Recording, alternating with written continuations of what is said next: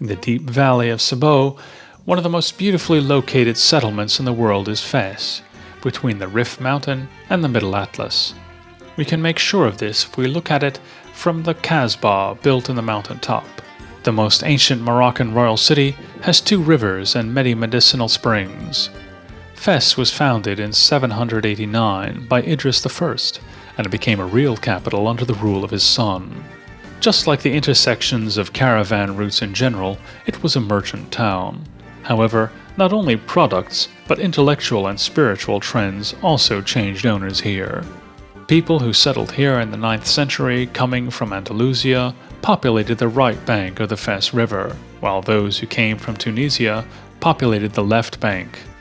In the first half of the 11th century, the 2 parts melded, establishing the Medina, which practically has not changed ever since, surrounded by a 17-kilometer-long city wall.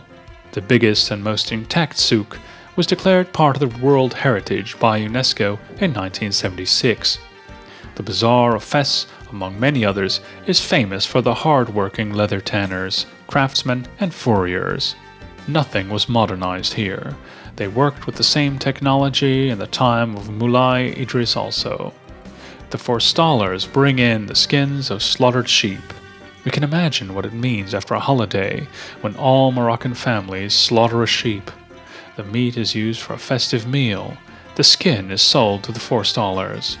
The bloody skins are corroded clean in a huge vat of pigeon droppings and quick slime. All tanneries of the souk have terraces overlooking these vats. From here, we can observe this grueling work which takes from dawn till dusk. We can have ideas of the smell if we know that all visitors are given a bunch of fresh mint leaves which they can keep under their noses. The skins go from one vat to another. The tanned skins are soaked in vats filled with natural paint. They use saffron, henna, and other vegetable matters to paint the skins yellow, red, or brown. The prepared skins are used to make leather jackets, shoes, belts and bags, and the typical Arab leather puff. The different fabrics are beautiful, of which the jalabas, turbans, and scarves are made. Into the fabrics, often traditional tribal patterns are woven. The Berber, Bedouin, and Tuareg garbs are different. The famous blue scarves of the Tuaregs are painted with the same indigo as the jeans. There are many ways of folding a turban. They like to show it in practice, even on the head of tourists. In the more than 1,000 streets and alleys of the Medina, there are more than 300 mosques and several Quran schools. Since the Arabs were nomads, refined architecture was not part of their culture. When, in the course of their conquests, they reached the Roman provinces and Persia, and as soon as they managed to settle in Andalusia, from that moment on, they began to develop their own unique architectural style. Thus, the Moorish style is basically the blending of architectural styles seen elsewhere. Et quand ils ont commencé à construire et travailler avec les chrétiens ensemble, ils avaient eu un problème, un obstacle, c'est que dans l'islam, toute représentation, statue et tout est interdite. The first big problem occurred when they began building in Hispania, together with Christians, and the 2 styles became interspersed.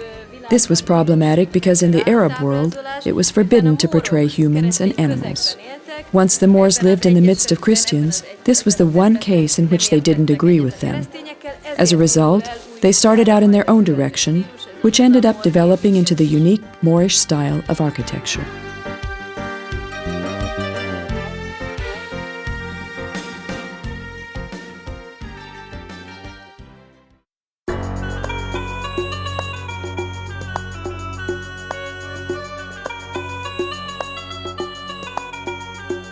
The most visited shrine of Morocco is the Zawiya de Moulay Idris.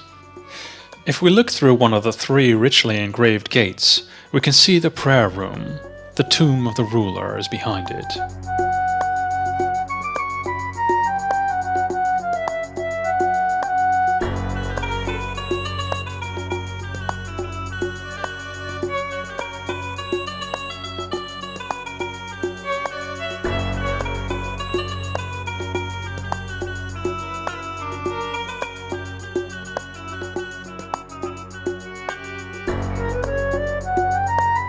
If we walk between the date and pistachio cellars to the richly decorated south wall of the building, we can see a lattice window made of cedar with a copper plate on it. Through this, the believers throw their donations, and then they kiss the wall to ask the blessing of the ruler who rests on the other side.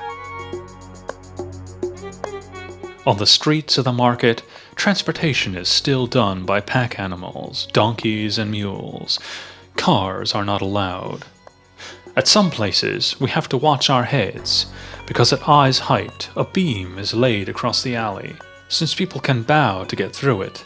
For the illiterate donkeys that are unable to bow, it means no entry. It's not allowed to enter mosques of the Islamic countries with shoes on, so the hand-woven soft carpets have great significance. Since carpets are laid even in the tents of nomads, the culture of weaving was developed hundreds of years ago. The patterns are tribal motifs in villages and geometric shapes in cities. A truly good Moroccan carpet may have more than 100,000 knots in a square meter. Fondouk Zetawine, the last functioning caravanserai of the souk, was built in the 16th century. The storied building offers accommodation for the merchants. In the tables on the ground floor, they can keep their pack animals. In the storage, they can keep their products, and they can sleep in the rooms upstairs. Fes is the treasure of the kingdom, the local people have kept saying for centuries. The Arab shopkeepers and craftsmen live in the Medina, and they go to work to the souk. The Melas, or the Jewish quarters, are different from the quarters of the Arab merchants on the surface because the flat is always over the shop or workshop.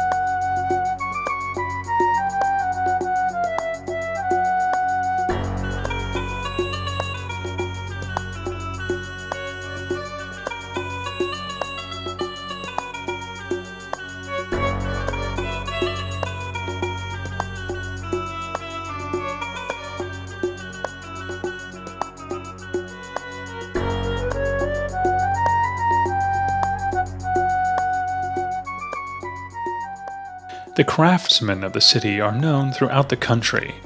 Of the works of the smiths and goldsmiths, the large copper and silver bowls with raised patterns are the most characteristic. Many articles are made with bone or mother-of-pearl inlay.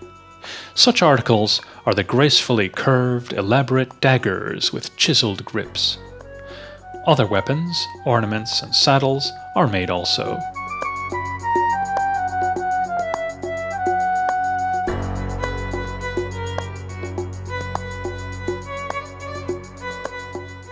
The potters make their bowls, vases, and pots in the traditional way, throwing, burning, and painting by hand. The tagine is not the name of a food, but the name of the pot in which it is made. They make food in the ornamented pot with a typical tapered lid over live coals. It works much like the Roman casserole, which preserves the original flavor and taste of food steamed together.